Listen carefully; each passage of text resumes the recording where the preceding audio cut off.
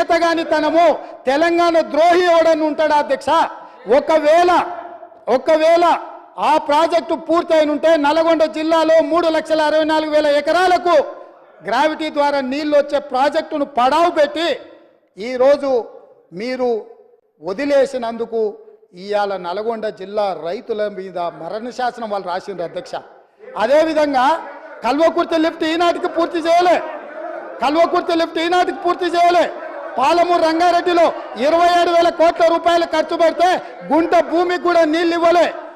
ఇవాళ కల్వకుర్తి, పాలమూరు రంగారెడ్డి, ఎస్ఎల్బిసి ఈ ప్రాజెక్టులన్నీ పూర్తయితే కూడా పర్ డే మనం 2 టీఎంసీల నీళ్లు కూడా తీసుకోలేము అధ్యక్ష. ఇవాళ నేను చెప్పదలుచుకున్న అధ్యక్ష, ఆంధ్రప్రదేశ్ రాష్ట్రంలో పూర్తి చేసుకున్న ప్రాజెక్టులు 12.5 టీఎంసీలు పర్ డే తరలించకపోవడానికి ఉంటే తెలంగాణలో కృష్ణానది మీద కట్టిన ప్రాజెక్టులు మొత్తం కలిపి 2 టీఎంసీలు కూడా కాదు అధ్యక్ష.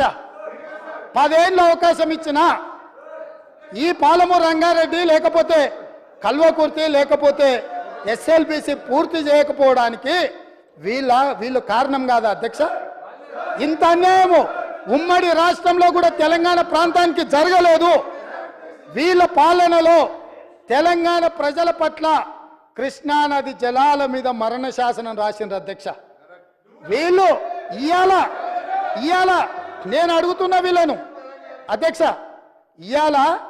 వీళ్ళని నేను అడుగుతున్నా, మీకు ఏమైనా చిత్తశుద్ధి ఉంటే మేము చేసే ప్రయత్నంలో, మేము చేస్తున్న పోరాటంలో రాజకీయాలు పక్కన పెట్టి ముందుకు రావాలి కానీ మా కాళ్ళలో కట్టెపెట్టి కింద పడేస్తే ఏమవుతుంది అధ్యక్ష?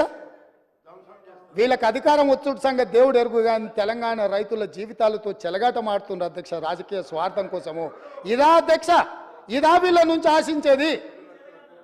10 ఏళ్ళ అధికారం ఇచ్చినా ఇంకా అధికార దాహం తీరలేదు.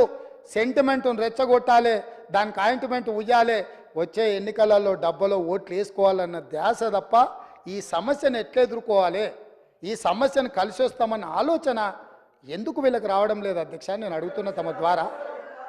ఇంత కీలకమైన అంశం ఈరోజు సభలో ఉండి చర్చించి వారి అనుభవం అంతా రంగరించి వారు చదివిన 80,000 పుస్తకాల జ్ఞానాన్ని మాకు కొంతైనా పంచితే ఈ ప్రభుత్వం సరైన దిశగా ఇంకా వేగవంతంగా పనిచేయడానికి ఉపయోగపడుతుంది కదా అధ్యక్ష. వారేమో రారు, వీరేమో నిజాలు మాట్లాడారు.